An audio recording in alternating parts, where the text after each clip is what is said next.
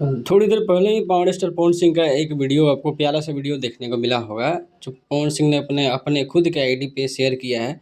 और इस वीडियो में आप देख सकते हैं पवन सिंह अपने टीम के साथ गाने की रिकॉर्डिंग कर रहे हैं और मस्ती करते हुए दिखाई दे रहे हैं।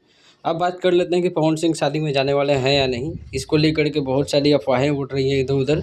बात कर लेते हैं उस अफवाहों की। तो सबसे पहले रिक्वेस्ट है कि चैनल को सब्सक्राइब, वीडियो को लाइक करना नहीं भूलिएगा।